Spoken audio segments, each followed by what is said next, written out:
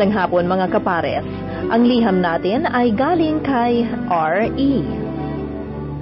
Dear Ate Karen, bago ang lahat, gusto kong bumati ng isang magandang araw sa inyong lahat at sa lahat ng mga listeners ng Yes Diaries Book 2. Itago niyo na lang ako sa pangalang R.E.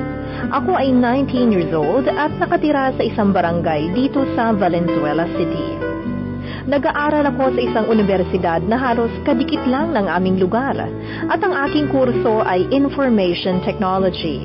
May kaya ang aming pamilya at mapagmataas. Noong May 13, 2007 ay may baguhang namasukan sa isang kainan sa aming lugar na itago na lang natin sa pangalang Carmi. Noong una ay naging crush ko siya. Nandyan yung pasulyap-sulyap sa kanya sa tuwing ako ay napapadaan sa kainang kanyang pinagtatrabahuan. Naging textmates kami ng halos 2 linggo at sa loob ng 2 linggong yon ay nalaman ko na siya rin pala ay may crush sa akin. Naikuwento rin niya sa akin ang kaunting bahagi ng kanyang buhay at ang akin ay naibahagi ko rin sa kanya. Hanggang sa dumating ang oras na sinubukan ko siyang ligawan. At noong May 27, 2007, kami ay nagsimba sa isang born-again church kasama ang aking kaibigan at ang workmate ni Carmi na si Tina. Naging masaya ako ng mga oras na yun dahil naging maganda ang pag-welcome ng church na yun sa akin. Matapos ang pag-welcome sa akin sa harap ay pinabalik na ako sa aking inuupuan sa likuran. Pero bigla akong nahilo at muntik nang mag-collapse.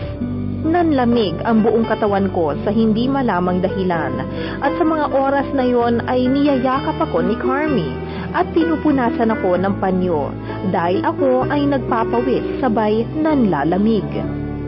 Noong mawala ng kaunti ang aking pagkahilo ay niyakap ko na rin siya at naging mag-on kami sa mga oras na yon. Tumagal ang relasyon namin ng 1 buwan at may nangyari na rin sa amin. Isang araw ay nag-text siya na may pupunta na kaibigan niya na nagtatrabaho sa Caloocan at ang pangalan niya ay si Mr. P. Pumunta si Mr. P at nakita ko siyang pumasok sa kainan na pinagtatrabahuan ni Carmi. May isang araw naman noong kami ay magkasama sa kainan nang biglang may nag-text sa kanya. Pinilit kong kunin ang kanyang cellphone ng pabiro ngunit hindi niya ito ibinigay. Ilang beses ko siyang kinulit ng pabirong kukunin ang kanyang cellphone ngunit nagalit ito at dumating sa tiyempong tinutulak na niya ako palayo upang maitago lamang ang cellphone niya.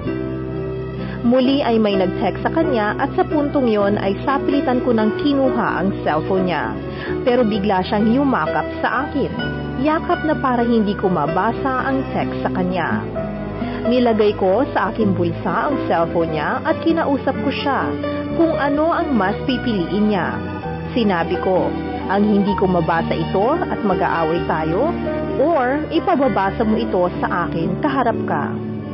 Naiyak na siya noong sinabi ko ang mga salitang yon at ang sabi niya ay mas mabuti pang mag-away na lang kami kaysa mabasa ko pa ang text na yon.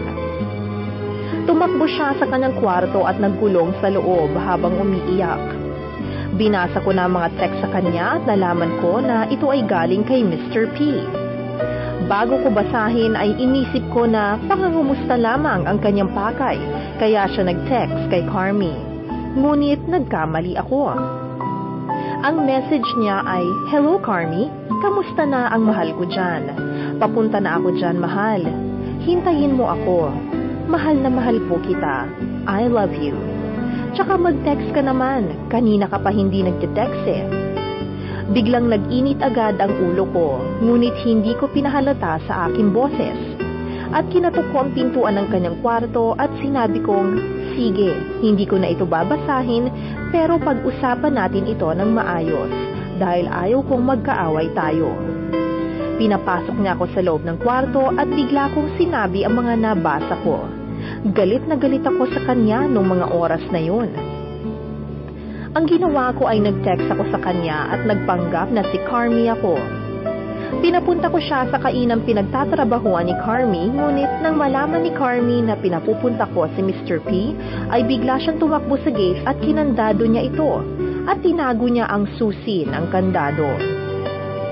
Naiwan kaming dalawa sa loob ng kwarto at nag-usap. Ang sabi niya ay ex niya si Mr. P at matagal na siyang nakipaghiwalay kay Mr. P. Ngunit si Mr. P na lang ang nag-iisip na sila pa rin. Dumating ang text ni Mr. P at sinabing nasa labas na siya at nag-aantay kay Carmi.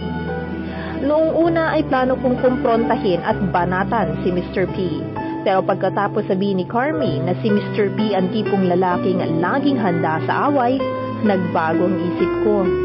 Nagsuggest si Carmi na kausapin na lang si Mr. P at sasabihin niyang may bago na siyang boyfriend at ipapakita niya ako. Bumalik agad ako sa kwarto habang nakikinig sa kanilang usapan at narinig ko na lang na paalis na si Mr. P at hindi na manggagambala pa.